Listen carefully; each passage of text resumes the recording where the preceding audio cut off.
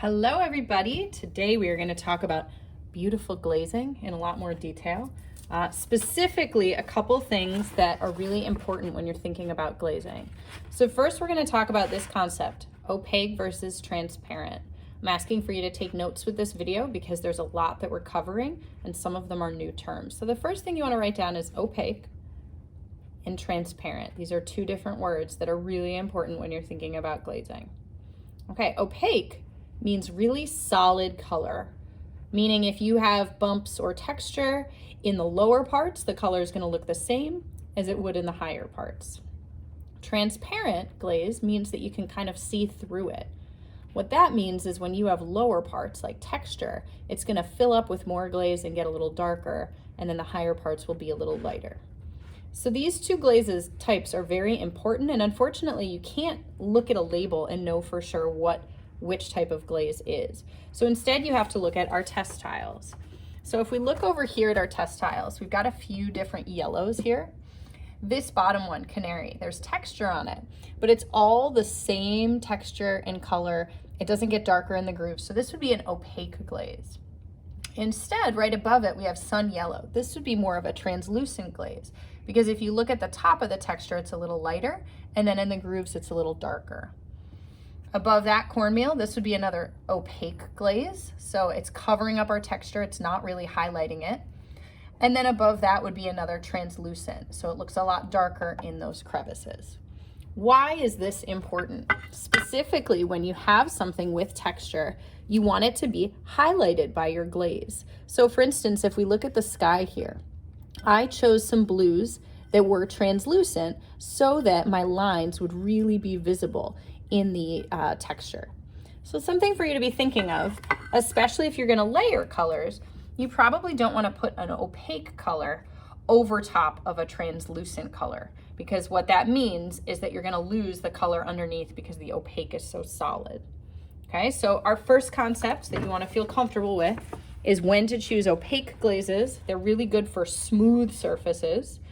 And when to choose transparent glazes. They're really good at highlighting texture. So opaque covers well, smooth surfaces, transparent highlights texture, good for texture. All right, the second concept we're going to talk about is a dark underlayer and sponging. So you can write for yourself dark underlayer, then you might add to your notes. What that means is anytime you have a piece that you have lots of different colors, it's really important to have something that kind of unifies it all together, because it's hard for your brush to get into this crack to keep it dark blue, right next to the light blue, right next to the mountains. All of those areas are areas where you can have craftsmanship issues if you don't have something that unifies it. So, and I'll give you an example of that. Here, this piece had yellow here and red here. But because maybe the craftsmanship wasn't the best, we're not reading this rope as yellow all the way across. Instead, it's got some red on it. So it's really kind of distracting from the whole piece. Okay, so what I recommend, especially for your wall hangings, is think about doing this dark underlayer technique that I'm showing you.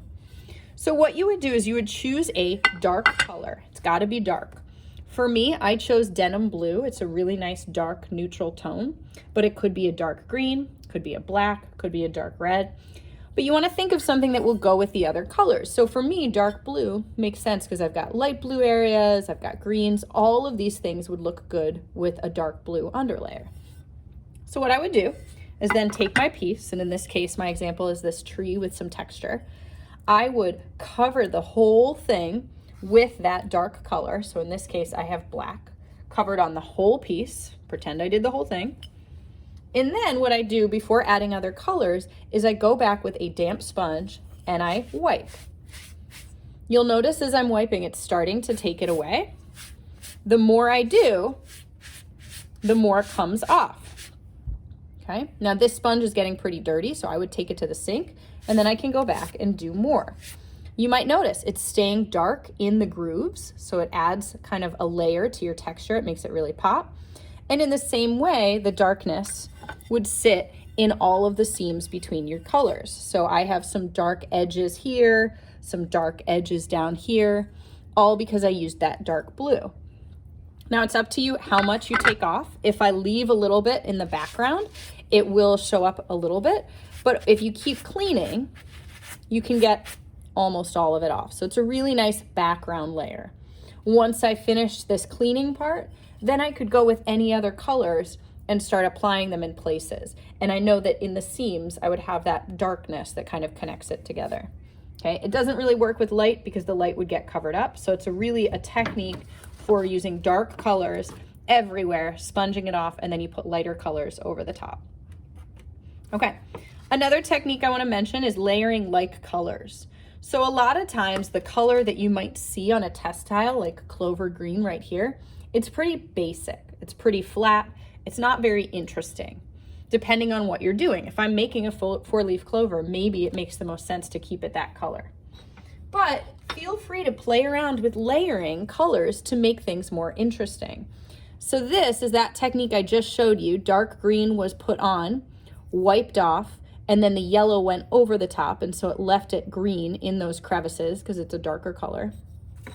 But this is the same color combination. It's green and yellow, and if you look on the surface, we're getting all sorts of like color variation. It's still greenish, but it's really kind of interesting, and it's playing with the texture. So please feel free and think about how you can play with layering colors in your design. Next pro tip, no white spaces. If you notice while you're glazing that you're missing a spot, you've got to find a way to get glaze on there because you want this solid glaze coat across the surface. Otherwise, you'll have to go back and reglaze to fill those up.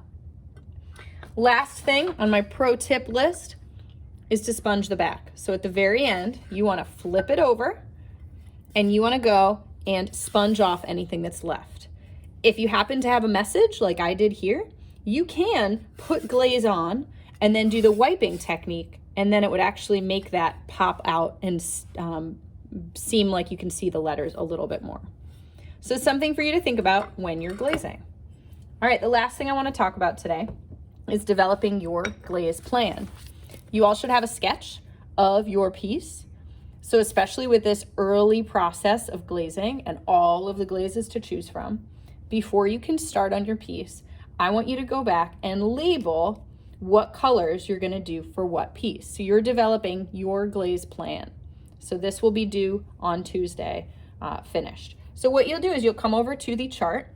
Let's say I look and I decide dark green LG40 is what I want to use for this circle. I would make a little arrow, write dark green LG40 right there. If I know I want to do the dark underlayer, pick out what color. Let's say I'm going to use exotic blue, write exotic blue underlayer off to the side. So I should be able to read this and tell you what you're doing based on what I see here. All right, I look forward to seeing what you guys come up with. Remember these terms as you're glazing, and now you've got them in your sketchbook, as well as your glaze plan to guide the way.